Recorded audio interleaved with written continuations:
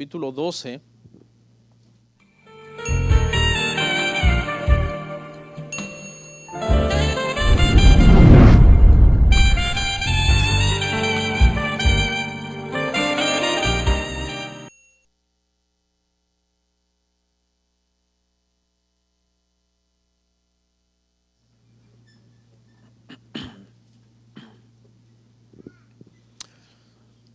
¿Estamos?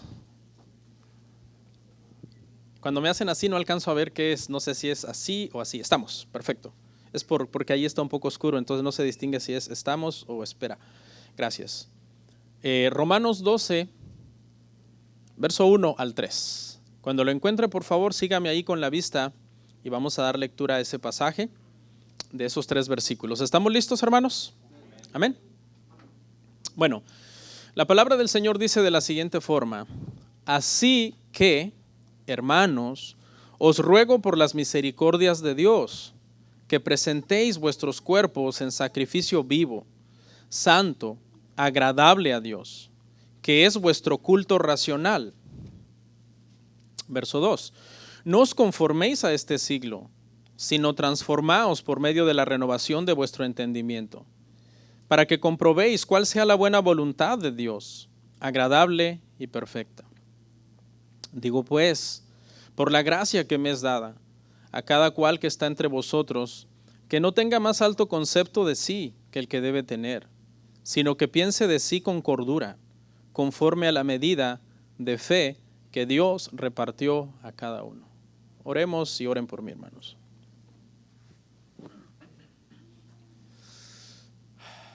Padre,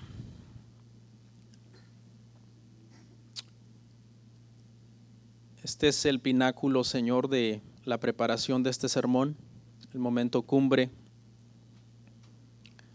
Y yo, con mis torpezas, puedo arruinarlo todo, pero te pido, Señor, que me ayudes para no arruinar, Señor, lo que es bueno, lo que es necesario para tu iglesia, para tus hijos.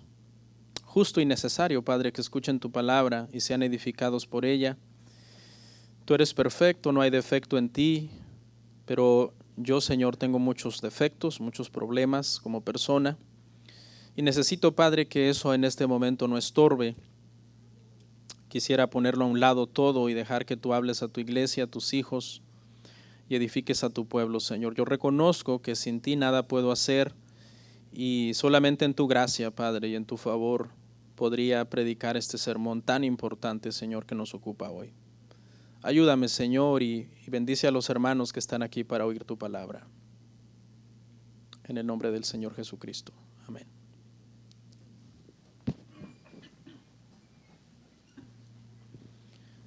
Romanos es la serie en curso.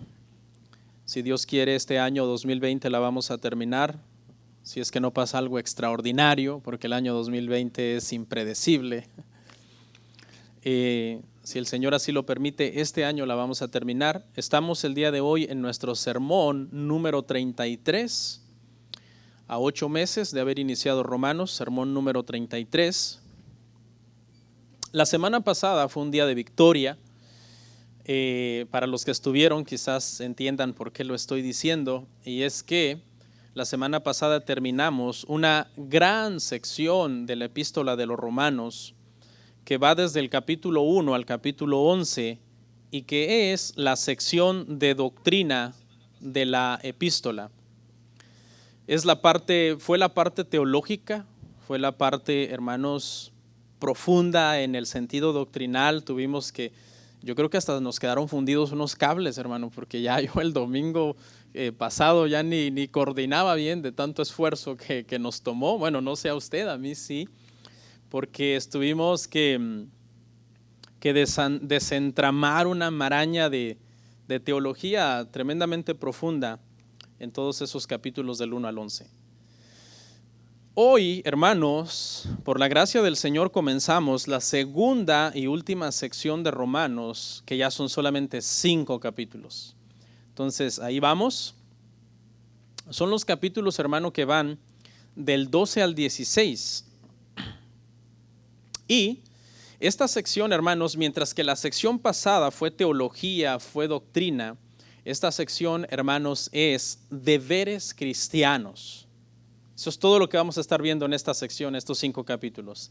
Deberes cristianos. Podríamos decir entonces que del capítulo 1 al 11 es la teología sobre cómo hacer cristianismo, y del capítulo 12 al 16 es cómo se es cristiano en la práctica. ¿Okay? Ya Pablo nos dejó establecido del capítulo 1 al 11, esto es el cristianismo en teoría. Ahora nos dice prácticamente, así es como tienen que vivir el cristianismo.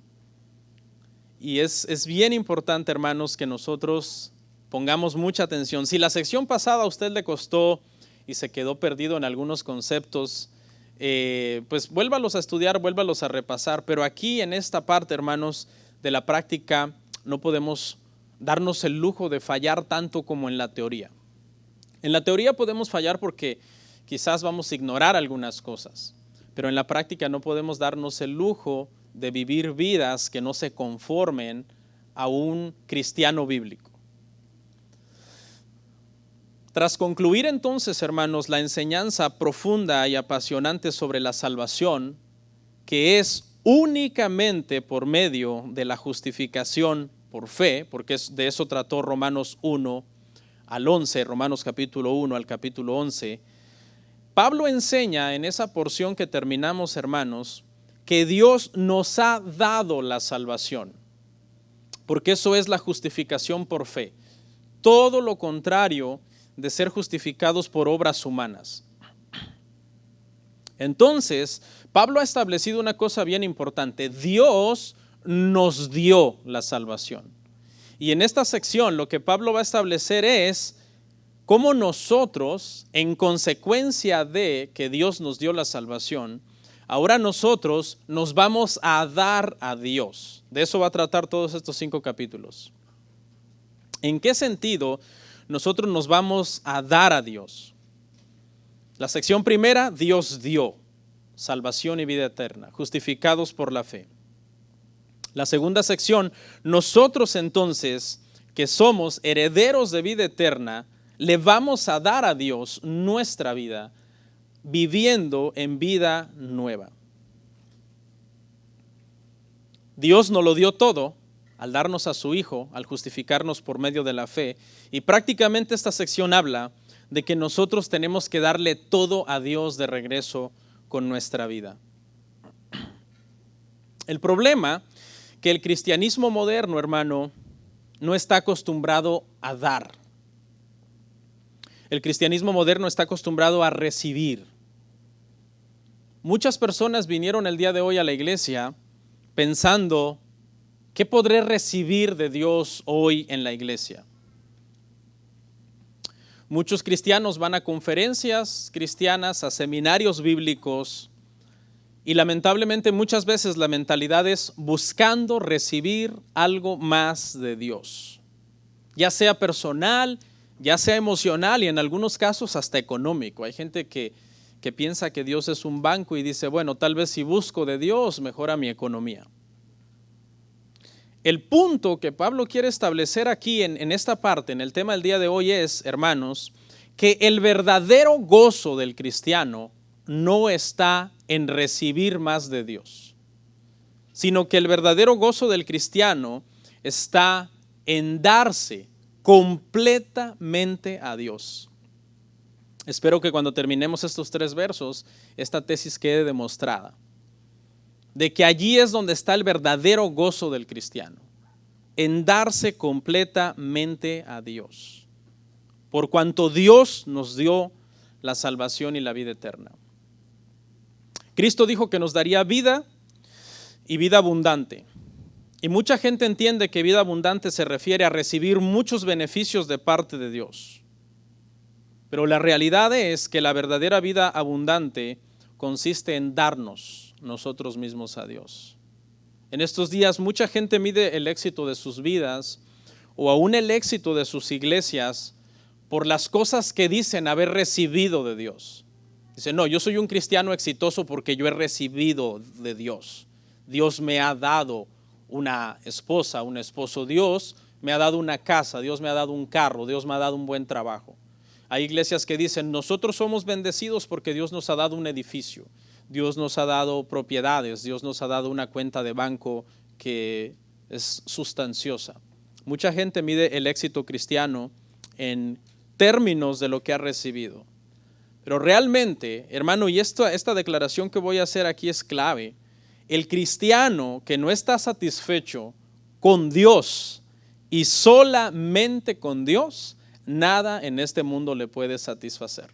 El cristiano que no ha entendido que Dios debe de llenar toda su vida completamente, Dios únicamente, nada en este mundo lo hará sentir satisfecho. Le puse por tema estos 3 versos: si somos de Dios, vivamos para la gloria de Dios. Espero que conforme avancemos estos conceptos, este concepto es muy abstracto, ¿no? Que el gozo verdadero del cristiano consiste en darse todo a Dios. Entonces alguien de ustedes me podría preguntar, pero explíqueme, deme detalles, ¿a qué se refiere? Y eso es lo que esperamos que en este pasaje nos quede claro y nosotros podamos tener alguna aplicación práctica para nuestra vida. Verso 1, Romanos 12:1. Si me regalan un vaso de agua al tiempo, se los agradezco, por favor, que olvidamos el agua. Bueno, Romanos capítulo 12, versículo 1. Dice, así que, hermanos, os ruego por las misericordias de Dios, que presentéis vuestros cuerpos en sacrificio vivo, santo, agradable a Dios.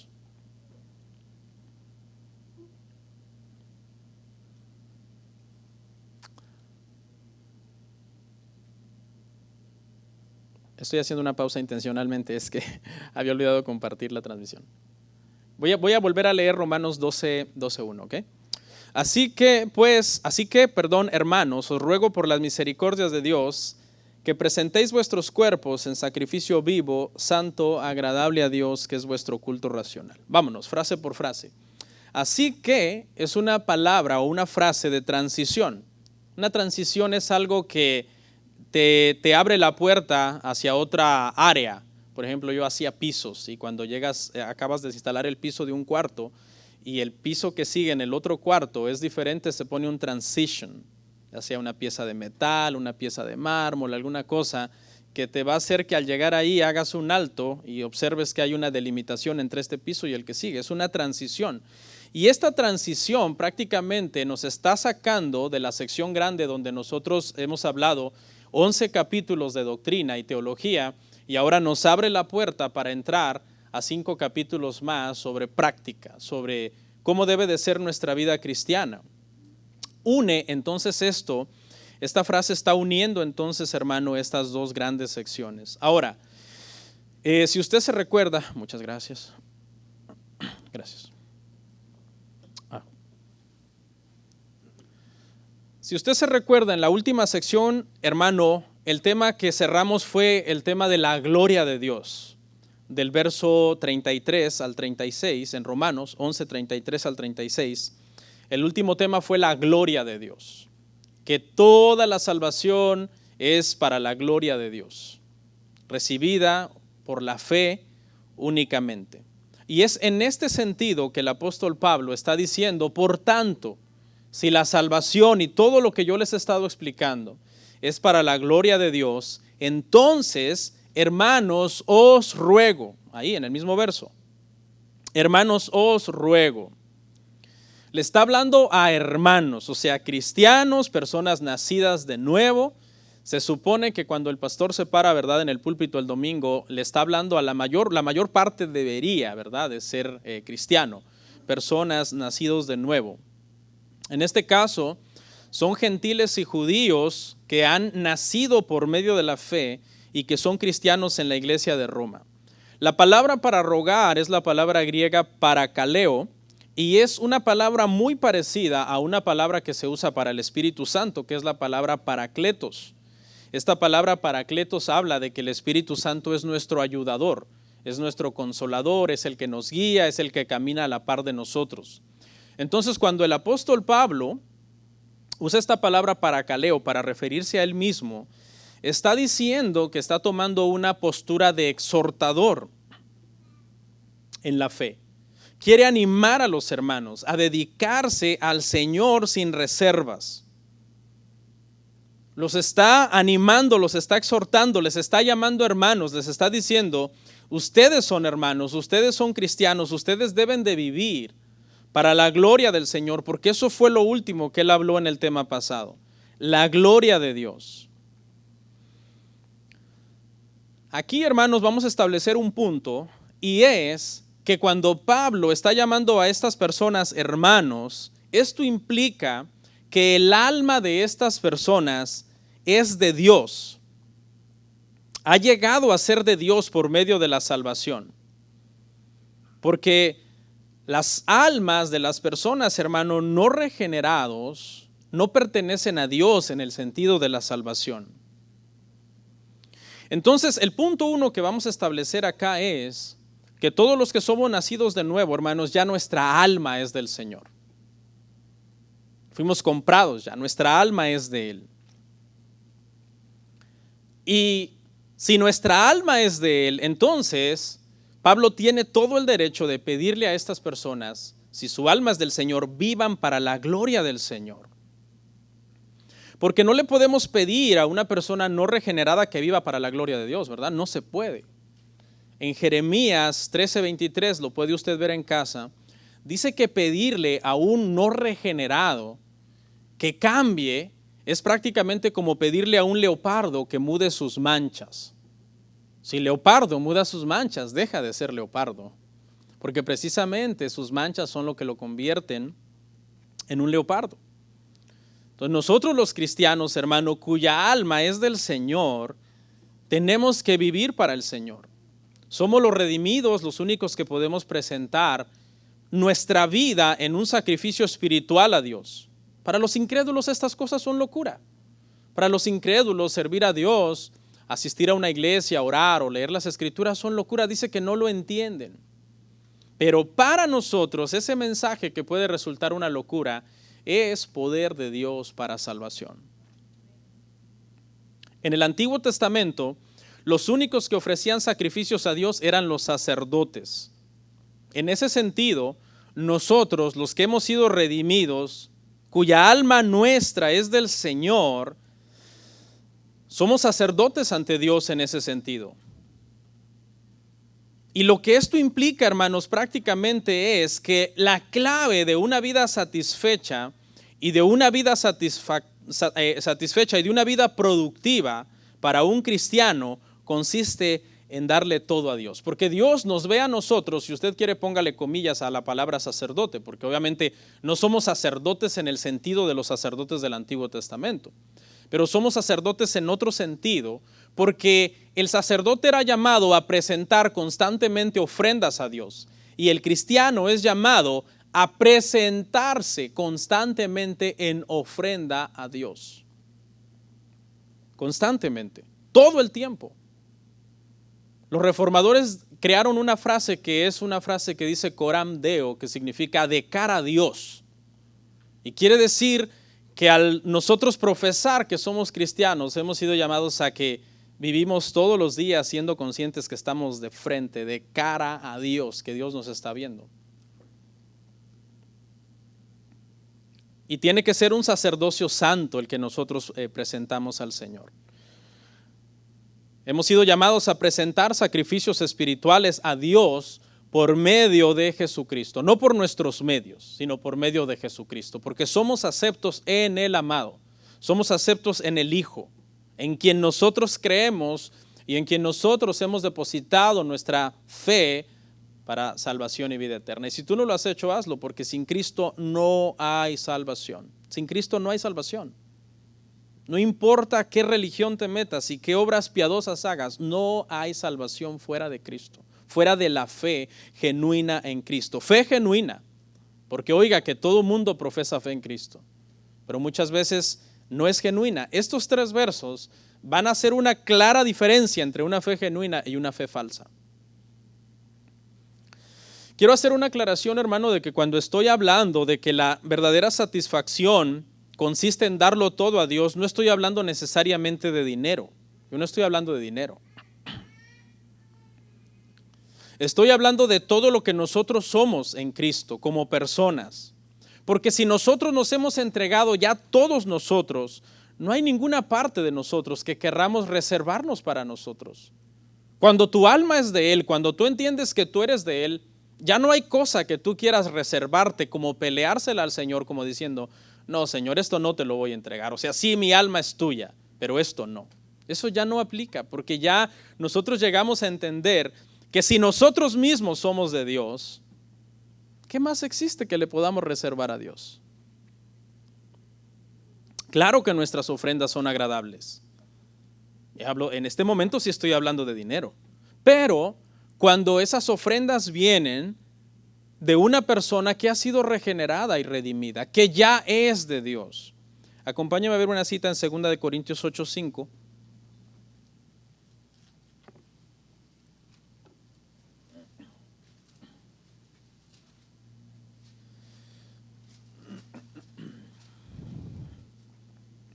Dice, y no como lo esperábamos, sino que asimismo se dieron primeramente al Señor y luego a nosotros por la voluntad de Dios. En el contexto usted lo puede leer en su casa. Este es un grupo de hermanos que les está rogando a Pablo, a los apóstoles, participar en el dar. Ellos quieren ofrendar, están muy pobres. El apóstol Pablo no quiere que ofrenden, les dice, no tienen que hacerlo, ustedes están muy pobres, pero ellos insisten en dar. Y dice que, note la parte que dice, sino que asimismo se dieron primeramente al Señor. Es decir, ellos eran del Señor. Y por tanto ellos ya no querían reservar nada que no le pudieran dar al Señor. Por eso es que su ofrenda era agradable, porque eran del Señor. La persona cuya alma no es del Señor por medio de la salvación no puede hacer ningún sacrificio que sea agradable a Dios. La Biblia dice que el que se acerca a Dios crea que le hay. La Biblia dice que todo lo que nosotros hacemos y que no proviene de fe es pecado. Entonces, en ese sentido es que todo lo que nosotros le damos a Dios es bueno, porque primero nosotros ya somos de Él. Continuamos ahí en el verso 2. Romanos 12:2. ¿Qué ha dicho el apóstol Pablo hasta aquí? Hasta aquí ha dicho, así que hermanos os ruego por las misericordias de Dios. Vuelve a apelar a la misericordia, algo que él ya les había dicho en el pasado, y que era que los pecadores no podían ser salvos aparte de su misericordia, que la única razón por la que el Dios Santo puede extender salvación a un pecador es por misericordia. De lo contrario, Jeremías dijo que si no fuera por su misericordia ya habríamos sido consumidos. Vimos en el tema pasado que la palabra griega acá para misericordia es eleo y habla de ayudar a alguien que tiene mucha necesidad. Y dijimos que la más grande necesidad que los seres humanos tienen, aunque muchos ignoren esto, es que sus pecados les sean perdonados. Esa es la más grande necesidad que un ser humano tiene en esta tierra. Si un ser humano no le fueran satisfechas todas sus demás, satisfechas o satisfizas, se me está olvidando el español, todas sus demás necesidades y solamente le fuera satisfecha esta necesidad de que sus pecados le sean perdonados, eso es como sacarse la lotería. Esa es la salvación y la vida eterna. Y por esa misericordia el apóstol Pablo les dice, les ruego hermanos que presentéis vuestros cuerpos. Ya establecimos un punto. Número 1, que nuestra alma ya es del Señor. Y ahora lo que Pablo apela es al cuerpo. Estamos hablando de esto, lo que usted es. Pablo dice que ahora hay que presentar el cuerpo. Nuestra alma llega a ser del Señor en un momento súbito. El alma nuestra del Señor no llegó a ser del Señor de una forma paulatina. O sea, Dios no nos salvó en un proceso, como que un tiempo tu alma era el 25% de Dios, luego el 50%, luego el 75%, como que te fuiste convirtiendo en un proceso. No. El alma nuestra, hermano, llegó a ser del Señor en un momento súbito. Y desde ese momento que nuestra alma llega a ser del Señor, está segura en Cristo eternamente y para siempre. Eso ya quedó plenamente demostrado en Romanos 5, Romanos 8. Vuelvo a ver esos temas. Pero ahora Pablo está apelando al cuerpo. Y es que el cuerpo es el que debe de ser ofrecido a Dios en un continuo sacrificio durante toda nuestra vida. Tu alma ya es del Señor. Eso, si tú eres un hijo de Dios, eso no se puede cuestionar. Pero ahora es tu cuerpo el que debe de ser presentado. La palabra que se usa acá para presentar en la connotación del Antiguo Testamento se refería a cuando el sacerdote traía una ofrenda y la colocaba sobre el altar. Y colocar la ofrenda sobre el altar se veía como rendir o entregar algo completamente a Dios, porque las ofrendas eran para ser consumidas prácticamente. Ya no había nada que rescatar prácticamente de esa ofrenda. Se entregaba completamente. Nuestros cuerpos, el apóstol Pablo está hablando en el sentido de que nuestro cuerpo, hermano, es más que nuestro ser físico. O sea, tú ves tu ser físico, pero el apóstol Pablo está implicando aquí el residuo del pecado que queda todavía en nuestro cuerpo, de donde precisamente vienen pues nuestras pasiones, nuestro carácter, nuestra voluntad que de repente se quiere rebelar en contra de la voluntad del Señor. Entonces el apóstol Pablo está hablando de eso, presentar nuestro cuerpo físico, pero más que el físico, abarca entregar a Dios nuestros malos deseos, nuestra mente que de repente todavía la podemos entretener con pensamientos que no glorifican a Dios, nuestras emociones que de repente todavía nos pueden traicionar y aferrarse demasiado a este mundo, a esta tierra, y dejar de ver lo eterno, lo verdadero. Nuestra voluntad que constantemente se resiste al Señor. El Hijo de Dios presenta sus miembros a Dios ahora. El apóstol Pablo dejó establecido en un capítulo pasado que antes, cuando nosotros no éramos cristianos, presentábamos nuestros miembros al pecado. Le servíamos al pecado. Pero una vez que nosotros hemos sido redimidos, ahora es nuestro deber presentar nuestros miembros a Dios. ¿Cuál es el problema? El problema es que esta presentación constante de nuestro cuerpo, de nuestros miembros a Dios, no se da en automático por el simple hecho de que ya somos cristianos. Ya soy cristiano y ahora seguramente todo lo que proceda de mí será bueno. No. El cuerpo está habitado por el residuo del pecado. Eso ya lo dejamos claro, ¿verdad? A ver, vamos a establecer dos cosas. ¿Puede el cristiano pecar todavía? Sí. ¿Por qué? Porque hay un residuo de pecado en él. Segunda cosa que vamos a establecer. ¿Debe el cristiano deleitarse en el pecado? No, porque aunque hay un residuo de pecado, el cristiano que está en el poder de Dios, por medio de la oración, por medio de la palabra, no permite que el pecado gobierne en su vida.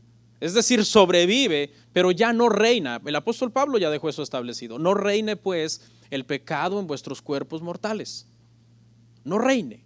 No manda. El pecado a un cristiano verdaderamente sano espiritualmente hablando, no debe de ser gobernado por el pecado. Un cristiano que es gobernado por el pecado no es tan fácil de deducir que está mal espiritualmente, que está mal su vida, seguramente es un caos. Hace tiempo que no ora, que no lee la palabra y realmente no es un cristiano como debería de ser. El apóstol Pablo habló del cuerpo, metafóricamente hablando, de que él golpeaba su cuerpo. Eso lo puede ver usted en casa, en 1 Corintios 9:27. El apóstol Pablo decía que constantemente estaba poniendo su cuerpo a servidumbre. El mismo que les está rogando a los romanos que presenten su cuerpo a Dios. Él mismo está diciendo, yo tengo que golpear mi cuerpo, porque él reconocía que él necesitaba, por ejemplo, uno de los problemas que tenía Pablo y que la Biblia nos deja ver es que él tenía orgullo. Bueno, eso lo tenemos todos, yo creo, ¿no? Aún el que diga humilde, el simple hecho de decir soy humilde es un acto de orgullo. Y dice que el Señor le puso un aguijón para que su orgullo estuviera a raya. El apóstol Pedro en su momento cayó en hipocresía. Hizo distinción entre unos hermanos y otros. Cuando se juntaba con los cristianos judíos actuaba de una forma, cuando se juntaba con los cristianos gentiles actuaba de otra forma. Timoteo, hubo un momento en que cayó en temor, porque se estaba persiguiendo a la iglesia y comenzó a dudar. En ese sentido, nosotros tenemos que estar siempre golpeando nuestro cuerpo, metafóricamente hablando, presentándolo al Señor. Ya vamos a llegar más adelante donde vamos a ver, hermanos, ejemplos. Pero en este punto la exhortación es, hermanos, que tengan cuidado. La Biblia dice que el pecado, ¿dónde está? A la puerta. Así presenta la Biblia al pecado, a la puerta, como alguien que está tocando la puerta. El que ama a Cristo, hermano, no ama al pecado.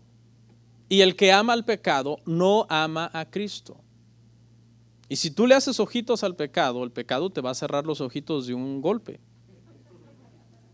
Porque el pecado no se anda con cosas, hermano. El pecado es terrible. ¿Qué tan terrible es el pecado que el Padre derramó toda su ira sobre su Hijo en la cruz para que pudiéramos ser perdonados? ¿Te imaginas? ¿Qué tan, hermano, abominable es ante Dios todo lo que no esté de acuerdo a su voluntad? Yo pregunto, ¿cómo puede deleitarse en el pecado una persona a la que supuestamente Cristo vino a liberar del pecado en la cruz? Nuestro cuerpo debe ser presentado a Dios, nuestras rodillas se deben doblar ante el Señor. Toda lengua debe confesar que Cristo es el Señor. Nuestras manos deben de ser alzadas sin ira, sin contienda ante el Señor. Nuestro corazón debe temer al Señor. Nuestra mente debe meditar en la palabra del Señor. Nuestra boca debe confesar al Señor. En nuestros labios debe de haber frutos de labios que confiesen su nombre, dice Hebreos. El cuerpo debe de ser presentado a Dios. Le quiero explicar un poco el contexto en el que se habla del cuerpo en el siglo I, porque esto se escribió en el siglo I. Y en el siglo I, hermano, una filosofía muy popular era la filosofía dualista y se había metido a la iglesia. Y el Nuevo Testamento tuvo que corregir este problema. ¿Qué enseñaba esta filosofía griega? El dualismo enseñaba, hermano, prácticamente que el espíritu es intrínsecamente bueno y que el cuerpo es intrínsecamente malo. Que por lo tanto no importa lo que se haga en el cuerpo, ellos deducían, el cuerpo finalmente morirá, de ahí no pasará, y por lo tanto no importa lo que se haga en el cuerpo. Esta mentalidad, hermanos, se metió a la iglesia y esta mentalidad comenzó a traer inmoralidad sexual dentro de la iglesia. Orgías, borracheras, empezaron a llegar estos pecados a la iglesia, hermano. Los hermanos corintios a veces se les pasaban las copas en la cena del Señor. En Corintio había uno que tenía, hermano, por esposa a su madrastra. Y se había metido el pecado, hermanos, dentro de la iglesia. Y el Nuevo Testamento entonces corrige este problema. Había una inmoralidad terrible. Es más, la ciudad de Corinto era tan famosa, hermano, porque había mucha inmoralidad. Y cuando alguien se portaba muy inmoral, se había acuñado la frase, eres todo un Corinto. ¿Se imagina, hermano, que un cristiano sea famoso por ser un buen mundano?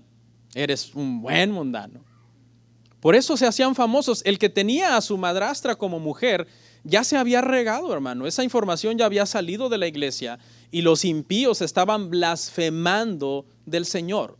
Los hijos de Dios, la Biblia me enseña a mí que hemos sido llamados a vivir de tal manera que los impíos que nos vean vivir para Dios le den gloria a Dios. No blasfemias al Señor, sino gloria al Señor. ¿Cómo es posible que nosotros, los que tenemos que modelar el cristianismo, hagamos que el nombre de Dios sea blasfemado por nuestra inmoralidad? El Nuevo Testamento tuvo que corregir este mal entendimiento. No, el cuerpo es bueno y es hermoso este tema. Mire lo que dice 1 Corintios 6:13.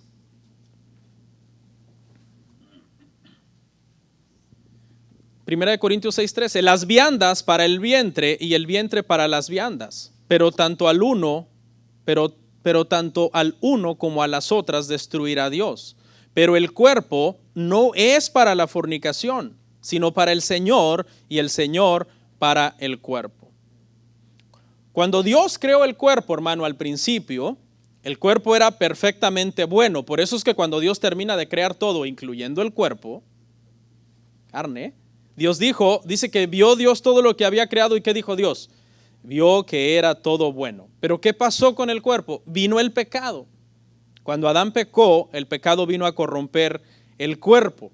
Y es con ese concepto que muchos se han quedado hasta ahí. Oh, en Adán nuestro cuerpo está corrompido, no sirve para nada, me puedo hacer tatuajes, me puedo hacer, ¿cómo se llaman unos que se entierran cuernos de metal aquí, hermano, y se hacen hoyos aquí? Y hay mucho, eso se ha metido a la iglesia, hermano. Muchísimos cristianos están promoviendo eso de que el cuerpo, o sea, es secundario. Pero realmente, hermano, yo le quiero decir una cosa. El cristianismo, el Nuevo Testamento vino a corregir este mal entendimiento del cuerpo. Porque, le iba a decir adivine, pero me van a acusar, ¿va? A ver, sí, adivine. Adivine qué cuerpo va a ser glorificado. Ese cuerpo que usted tiene. O sea, Dios lo crea al cuerpo bueno, el pecado lo corrompe, pero el evangelio viene y nos dice que ese cuerpo va a ser ¿qué? Glorificado. Por eso dice que no podemos hacer lo que nosotros querramos con nuestro cuerpo, como abusar el cuerpo por medio de los vicios, por medio de los malos hábitos, por medio de cosas como estas que les decía yo, de marcar, dañar el cuerpo. Nuestras almas son muy importantes para Dios, pero también nuestros cuerpos. Nuestros cuerpos son muy importantes para Dios, porque note que yo no estoy sirviendo aquí. ¿Sí me mira, va? ¿Me alcanza a ver? No soy una nube de humo flotando en este lugar, ¿verdad? No, soy un cuerpo. Dios usa nuestros cuerpos para que nosotros hagamos su obra. Dios usó tu cuerpo hoy para que tú vinieras a adorarlo. Dios usó tu cuerpo para que tú le cantaras. Dios está usando tu cuerpo en este momento para que oigas el evangelio. A Dios le ha placido usar nuestros cuerpos para que nosotros hagamos su obra. Hablamos la palabra con la boca, la leemos con los ojos, meditamos con nuestra mente, la oímos con nuestros oídos, venimos a este lugar con nuestros pies. Hay ciegos que leen la palabra con las manos, en un código así de braille. O hay sordos que oyen la palabra con los ojos, por medio de señas. Como sea, el cuerpo, hermano, debe de ser usado para la gloria del Señor. Ahora, ¿cuál es el problema? Ok, pastor, usted está diciendo entonces que el cuerpo es bueno. Sí, pero el cuerpo es bueno hasta cierto sentido porque el cuerpo todavía no ha sido redimido. ¿Qué ha sido redimido en nosotros los cristianos, hermano? Nuestra alma. Nuestra alma ya ha sido redimida completamente y es del Señor. Nuestro cuerpo va a ser redimido en la glorificación. Nosotros vamos a morir, le explico rapidito, vamos a morir, vamos a ser sepultados. Cuando el Señor regrese, nuestro cuerpo va a ser glorificado, es decir, vamos a resucitar y con un cuerpo nuevo vamos a pasar la eternidad con el Señor. Pero mientras eso no llegue, como la redención todavía no ha llegado, mientras llega, lo que debemos hacer es presentar constantemente nuestro cuerpo al Señor, como una ofrenda. Así es como usted debe de vivir su vida, presentando constantemente su cuerpo al Señor. ¿Cómo? Qué bueno que me preguntó, porque mire lo que dice ahí mismo, en sacrificio vivo y santo. El lenguaje que está usando Pablo es el lenguaje de Levíticos, del sacerdocio levítico. ¿Qué hacía el sacerdote? Bueno, presentaba al animal en beneficio de una persona que había pecado. El ofrendante traía este animal, hermano, que tenía que morir en su lugar. El animal tenía que ser sin defecto. No podía llegar a su corral de corderitos y decir, dame el más feo porque es el que menos quiero. No, tenía que ir a su corral y escoger con mucho cuidado el más hermoso de todos sus corderitos. Y eso hablaba de que la ofrenda de este ofrendante, valga la redundancia, iba a ser aceptada únicamente porque con esta figura él estaba diciendo que su ofrenda venía de fe y que tal y como este animal era sin defecto, él se estaba comprometiendo por la fe a vivir una vida en santificación, una vida sin defecto delante del Señor. Hoy día sabemos que los sacrificios de animales, hermanos, son abominables. La única ofrenda que el Señor acepta el día de hoy ya no es la de un animal muerto. La única ofrenda que Dios acepta plenamente el día de hoy es la vida de un creyente, pero vivo y santo. Santo. Habla de vivir una vida piadosa constantemente en el Señor, hermano. Una vida piadosa constantemente. ¿Y quién no falla? Todos fallamos, pero ¿qué pasa cuando nosotros fallamos? Hay un arrepentimiento genuino, corregimos y avanzamos. Y en el futuro fallamos menos y vamos en un camino de santificación. ¿Se acuerda que explicamos que nosotros somos santos en dos sentidos? Somos santos en el primer sentido de la palabra santo, porque santo significa apartado. En ese sentido ya nosotros somos santos terminados. ¿Sí? Ya no estamos en el mundo. Éramos del mundo, el Señor nos sacó del mundo, nos cortó del mundo y ahora somos santos, apartados para Dios. En ese sentido nosotros ya somos santos completos. Pero ¿en qué sentido no somos santos terminados? En el sentido de que estamos en un proceso de santificación. Tenemos que vivir toda nuestra vida presentando nuestro cuerpo al Señor en sacrificio vivo, santo y agradable a Dios, para que en el momento en que nosotros muramos se completa esa santificación. Y entonces esa santificación se vuelve completa en ambos sentidos. Por ejemplo, la ofrenda de Abel, hermano, ¿por qué fue agradable? Mucha gente que no lee con atención dice, no, la de Caín fue rechazada porque eran vegetales y en los vegetales no hay sangre. Y la de Abel fue aceptada porque Abel fue listo y ofreció sangre. Hebreos no dice eso. Hebreos dice que la ofrenda de Abel fue agradable porque vino de fe. Así de fácil. Y ese era el sentido en el que el sacerdote del Antiguo Testamento tenía que presentar la ofrenda del ofrendante, del pecador, del que venía para que su pecado fuera redimido. Tenía que venir de fe. No era meramente la sangre en sí del animal, sino de una fe genuina. David sabía muy bien esto. David lo entendía por el Espíritu Santo perfectamente bien. Porque cuando David comete adulterio, hermano, con Betsabé, él dice, Señor, yo sé que tú, yo puedo hacer sacrificio a ti, pero yo sé que el sacrificio verdadero, el que más a ti te agrada, es un corazón contrito y humillado. Que un corazón arrepentido tú no lo despreciarás. Lo puede usted leer en su casa en Salmo 51, 17. David lo sabía muy bien. Abraham. La obediencia de Abraham de sacrificar, hermano, a Isaac fue extrema. Porque venía de fe. En el momento en que él alzó el cuchillo para matar a Isaac, Dios dio por concluido el sacrificio. Dios dijo, no más. Para, no lo mates. He visto que me temes. Y proveyó, ¿verdad?, un animalito para que muriera en sustitución de Isaac. Y la Biblia dice en Hebreos 11:19, lo puede usted leer, que la fe de Abraham era extrema porque él pensaba que Dios iba a resucitar a Isaac. Abraham decía, bueno, vamos a ver, vamos a razonemos. Ok, el Señor me dijo que me va a dar un hijo, es Isaac. Y luego me dijo que de él me iba a dar una descendencia que no iba yo a poder contar. Ahora me dice que lo ofrezca en sacrificio. Bueno, la única explicación es que una vez que yo lo ofrezca en sacrificio, el Señor lo va a resucitar y va a cumplir su promesa de que de él yo voy a tener una descendencia más grande que la arena del mar y que las estrellas del cielo. Esa era la fe de Abraham. Por eso es que el sacrificio no se completó. Literalmente no se completó. Pero la obediencia, hermanos, de Abraham sí se completó. Fue una obediencia completa a Dios. Nuestro sacrificio entonces, hermano, debe de ser vivo. ¿En qué sentido debe de ser vivo? ¿En qué sentido nuestro sacrificio debe de ser vivo? Escuche, en el sentido de que aunque nosotros no vamos a morir literalmente como las ofrendas del Antiguo Testamento, sí vamos a morir todos los días a nuestra voluntad. Al morir a nuestra voluntad, estamos siendo un sacrificio vivo a Dios. Le quiero leer un ejemplo de esto y es acerca de un misionero. Este es como un ejemplo de lo que podría ser un sacrificio vivo. Usted puede buscar otros ejemplos, pero este creo que podría ser uno. David Livingstone fue un misionero que dedicó toda su vida, al servicio de Dios en el África. Sacrificó mucho tiempo desde el punto de vista de las personas y las personas comenzaron a elogiar su sacrificio y su renuncia a sí mismo. Él renunció a sí mismo para poder servir a Dios. Y cuando él se dio cuenta que las personas lo estaban elogiando, él escribió lo siguiente en un diario. Cito.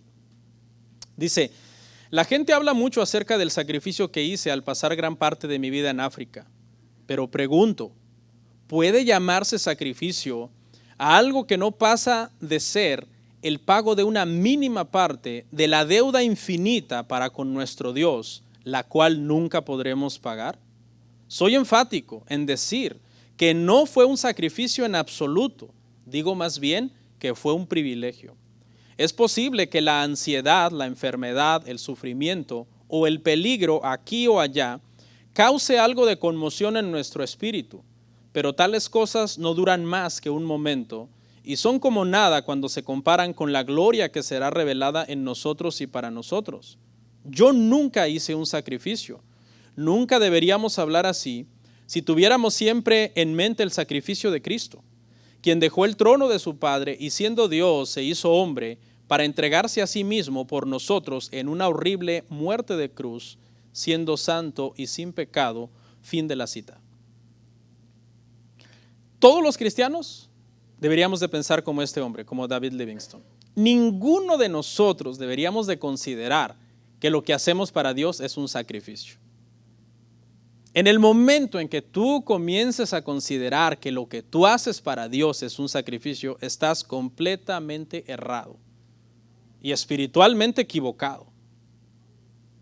Hay gente que dice, yo me he sacrificado tanto por la iglesia, tantos años de servicio a Dios en esa iglesia, levantando a mis hijos desde chiquitos, pobrecitos, para llevarlos tempranito a escuelas bíblicas y a ensayos y a discipulados, y se hacen las víctimas, hermano. Pero no han entendido realmente, hermano, que para nosotros esas cosas son un privilegio. ¿Qué daño les puede hacer a nuestros hijos que desde chiquitos los disciplinemos a levantarse temprano, ir a la iglesia? Es lo único bueno, de hecho, que le estás enseñando. Es lo único bueno que estás haciendo por ellos. Y se lo quieres quitar tomando el papel de víctima, de que eres casi te ves ya en holocausto presentado en el altar.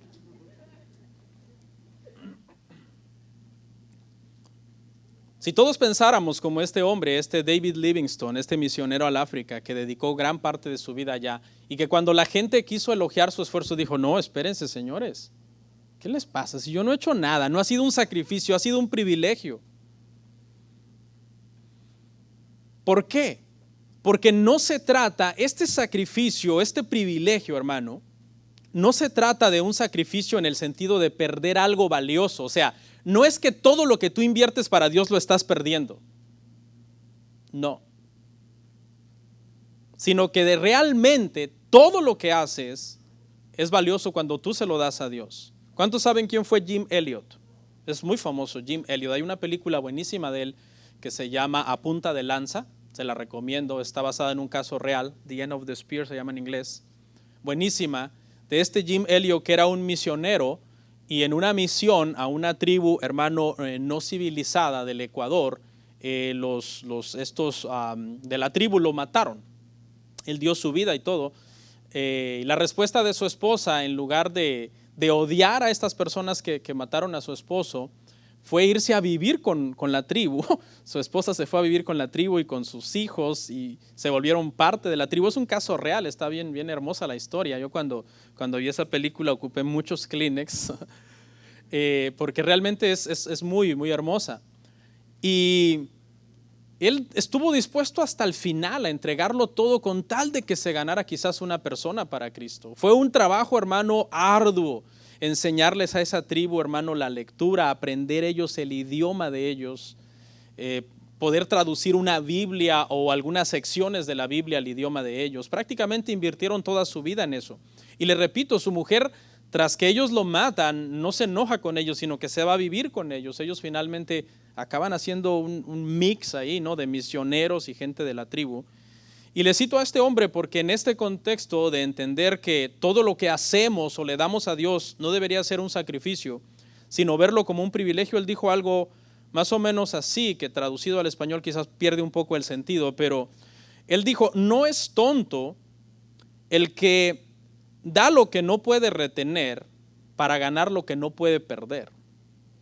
Y lo que quiere decir es que es muy sabio que nosotros como cristianos en esta vida le entreguemos todo a Dios, sabiendo que no podemos retener nada en esta vida porque finalmente ¿qué? Moriremos. Pero dice, no es tonto porque le estás dando algo que finalmente no puedes retener, pero lo estás dando para ganar algo que no puedes perder. Y no lo entiendan en el contexto de que podemos comprar nuestra salvación, pero simplemente nuestra relación con Dios es buena cuando nosotros aprendemos que el verdadero gozo del cristiano consiste en dar.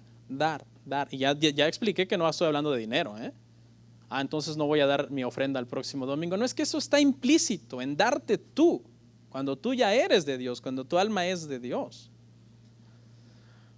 Nuestra vida, hermano, adquiere mayor significado cuanto más la vivimos para Dios. Y se vuelve más vacía, triste y desolada entre más te alejas de Dios. Yo no sé si hay alguien aquí que no es cristiano. Alguien aquí que no es cristiano. No quiero que levante la mano ni nada. Te puedo asegurar 100% que si tú no eres cristiano, tu vida está vacía. ¿Sí? Vacía. Estás sentado acá y tienes una máscara de que todo está bien, pero no es así.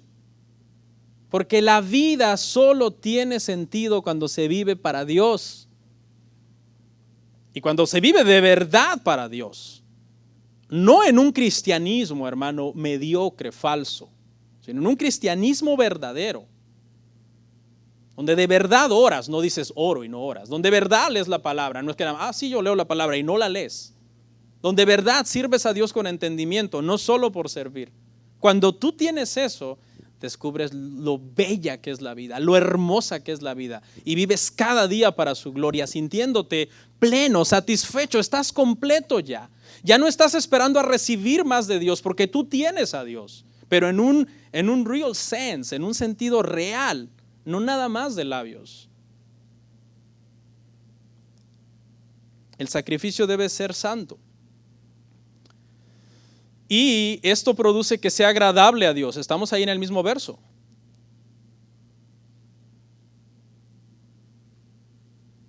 El sacrificio es agradable. Hermanos, vivir una vida cristiana negligente no agrada a Dios. Esta es la razón por la que, aunque la salvación es por fe y todos obtendremos salvación por fe, las recompensas es por cómo hayamos vivido en esta vida. Eso es una verdad doctrinal que al menos yo creo esta verdad doctrinal. Sí, todos los cristianos seremos salvos por fe, pero las recompensas serán diferentes cuando estemos con el Señor. Porque hay cristianos negligentes que no han aprendido a vivir para Dios, siempre están viviendo para ellos, siempre están tratando de retener lo que más pueden para ellos, su tiempo, su vida, su familia, todo están pensando en yo, y no en darse completamente a Dios. ¿Por qué? Porque dice que Dios es nuestro culto racional.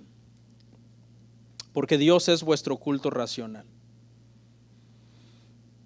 Dos palabras vamos a ver aquí. La primera, culto, que tiene que ver con latría, que es la palabra para adoración. Y está hablando de adoración. Nuestro culto debe de ser adoración. Y la segunda palabra, racional, que quiere decir que debe de ser hecho de una forma sincera, reflexiva y amorosa. Porque antes de nacer de nuevo, hermano, el culto que nosotros le dábamos a un Dios con D minúscula que nosotros no conocíamos, era un culto sin razonar, que no involucraba nuestra mente. Las falsas religiones siempre promueven los cultos no racionales detrás de una parafernalia exagerada de diferentes elementos como humo, túnicas, catedrales, quizás oficiados hasta en un idioma ajeno al pueblo, porque no están interesados en que se incluya la mente, en entender y hacerlo con entendimiento. ¿Cómo podemos entonces nosotros usar nuestra mente a la hora de presentarnos a Dios en un sacrificio vivo, santo y agradable? Vamos a ir al verso 2, porque aquí es donde sigue elaborando la tesis Pablo. Y aquí es donde Pablo explica, dice, no os conforméis a este siglo, sino transformaos por medio de la renovación de vuestro entendimiento, para que comprobéis cuál sea la buena voluntad de Dios, agradable y perfecta. Bueno, hagamos un recap, una recapitulación. Hasta acá ya dijimos que el alma es del Señor, en un evento súbito y único de un solo. Nuestra alma es del Señor. 2, nuestro cuerpo debe de ser presentado constantemente a Dios en sacrificio vivo, santo y agradable. Y aquí es donde entra el tercer elemento y el cuarto en este mismo verso, y es que nuestra mente también debe ser dada al Señor. Nuestra mente. Ve cómo va avanzando. Ya nuestra alma es del Señor. Nuestro cuerpo es presentado continuamente al Señor. Y ahora nuestra alma también debe de ser del Señor. Dice, no os conforméis a este siglo. La palabra para conformar acá habla como de un esquema, como de agarrar algo y meterlo en un esquema. La palabra mundo tiene la connotación del sistema del mundo, aquello que está gobernado por Satanás. La palabra que se utilizó aquí es no os conforméis a este siglo, pero realmente quiere decir una era o el mundo. Y la Biblia enseña claramente que el Dios de este siglo es el diablo. El diablo es el que domina y maneja este sistema malo que nosotros estamos viviendo en esta era. Y en ese sentido, lo que nos está diciendo acá el apóstol es, ustedes, cuya alma ya es del Señor, cuyo cuerpo es presentado constantemente al Señor, no dejen que el mundo se meta a su mente y que agarre su mente y lo meta en un esquema del mundo, donde ustedes comiencen a pensar como el mundo, sino que como nosotros debemos de pensar, como Cristo, porque hemos sido llamados, hermanos, a tener la mente de Cristo. Pablo está diciendo, no dejen que el mundo los amolde. El mundo tiene su molde, nosotros no pertenecemos a ese molde del mundo. Es increíble, hermano, pero cristianos liberales, ignorantes, apoyando en estos días, hermano, el homosexualismo, el aborto, la anarquía, el feminismo. Yo digo, tú te dices cristiano, tú no entiendes el cristianismo. Apoyando partidos políticos que promueven la destrucción de las vidas en el útero, apoyando ideologías, hermano, donde para estos movimientos de izquierda, comunistas, socialistas, vale más el huevo de un águila que un bebé en el vientre de su madre. Yo digo, es increíble el nivel, hermano, de ignorancia que la gente tiene. Pero es porque yo le puedo firmar donde usted quiera que esa gente no tiene ni idea de lo que la Biblia dice. Creo que nunca la han abierto, hermano. Ay, el pastor ya me tiene harto con eso de que lea la Biblia. Bueno, yo no lo obligo a venir.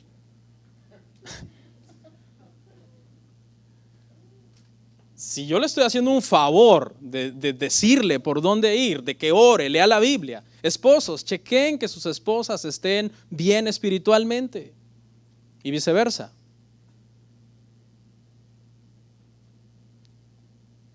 Dice aquí, hermano, sino transformaos, no se conformen, no se metan a ese molde, sino transfórmense. La palabra aquí es metamorfo, se usó en Mateo 17:2, lo ve usted en casa, para hablar del cambio de apariencia externa que tuvo Jesús en el momento de la transfiguración. Y aunque la aplicación acá es un cambio externo, obviamente se refiere a que el cambio en nosotros como creyentes viene de nuestra mente. Primero se renueva nuestra mente en la palabra del Señor, y cuando se renueva nuestra mente en la palabra del Señor, nos renovamos todos por donde sea, por todos lados, por fuera, en cómo hablamos, en cómo vestimos, en cómo pensamos, en cómo caminamos. Hay denominaciones cristianas que lo único que promueven es el cambio externo sin una renovación mental, y eso se llama legalismo. Eso no lleva a ningún lado a las personas. Lo único que las encierra es en un sistema de reglas creadas por hombres en las iglesias, que lo único que hace es que todo el mundo se vuelva un hipócrita, tratando de agradar las reglas de X persona, aunque su comunión con Dios no es buena, porque no pasa en las escrituras y no ora y no conoce a Dios como debe de conocer a Dios. Hermano, la crisis más grande del cristiano el día de hoy es que no conoce a Dios. Yo sé que esto ya es sonado y repetido, pero es una verdad. La gente no conoce a Dios. Son pocos los cristianos que se han dedicado de lleno a orar, a leer la palabra diciendo, Señor, quiero conocerte más, quiero saber verdaderamente quién eres, cómo es tu carácter, a qué se refiere que eres santo, que eres un Dios airado, que aborreces el pecado, ¿quién eres?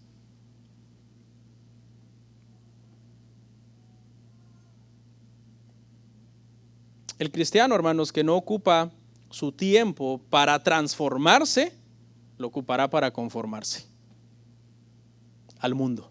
Si tú no ocupas tu tiempo sabiamente para transformarte en Dios por su palabra, ¿qué vas a hacer con ese tiempo de ocio?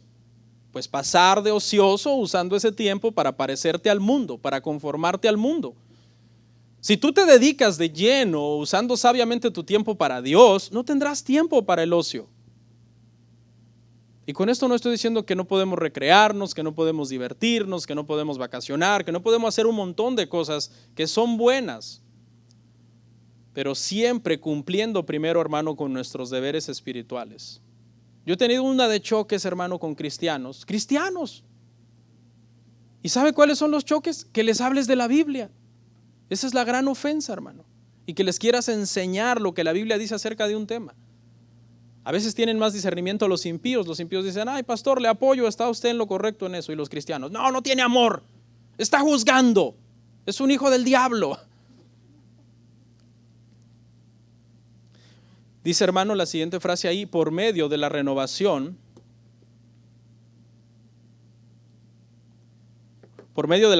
de vuestro entendimiento.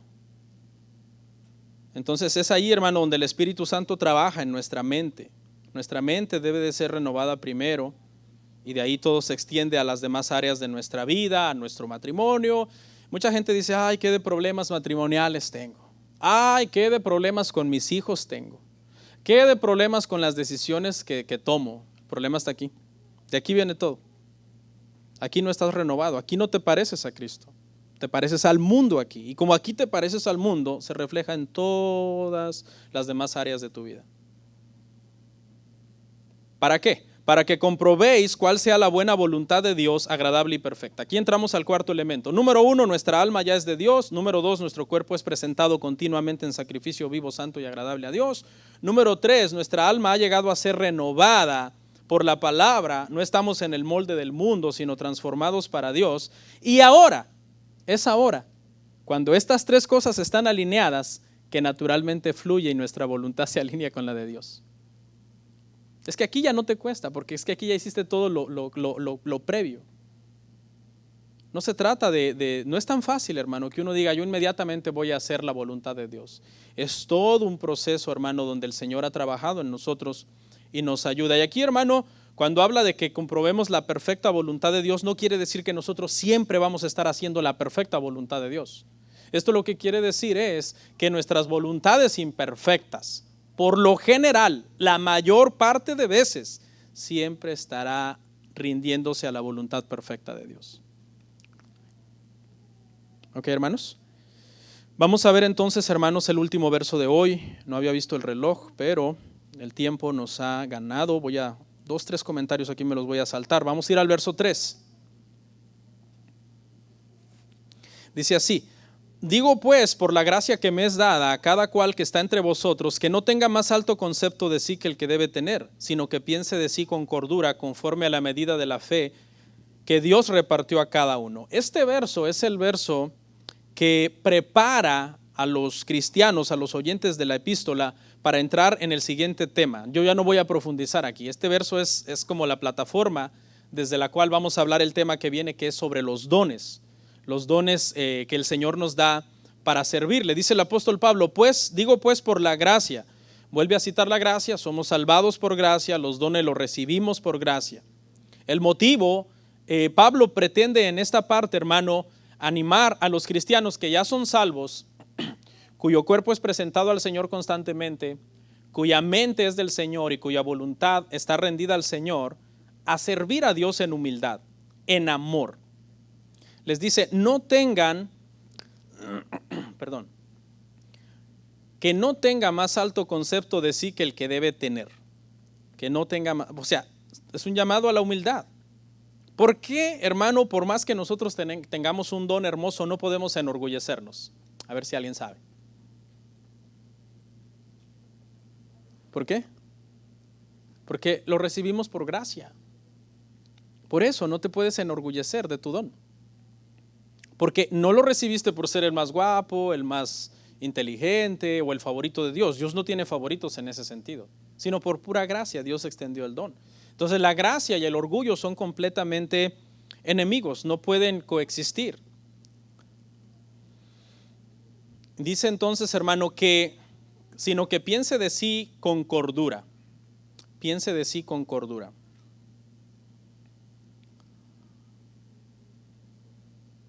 O sea, tener un concepto adecuado. Valemos porque Dios nos salvó. Por eso valemos. Un cristiano orgulloso, hermano, es una contradicción.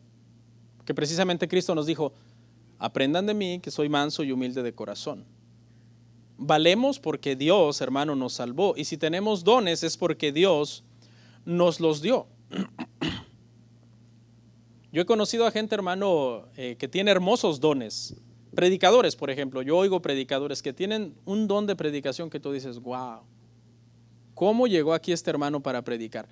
Y habla con aquella paciencia y humildad como que no sabe nada.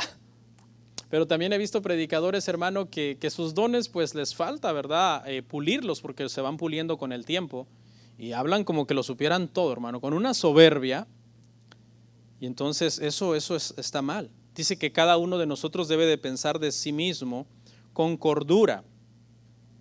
Sea el don que sea el don grande, sea pequeño, sea para servir a Dios en lo privado, sea para servir a Dios en lo público, para predicarle a pocos, para predicarle a muchos, como sea, siempre debe de ser con humildad. Mire lo que dice Gálatas 6:3.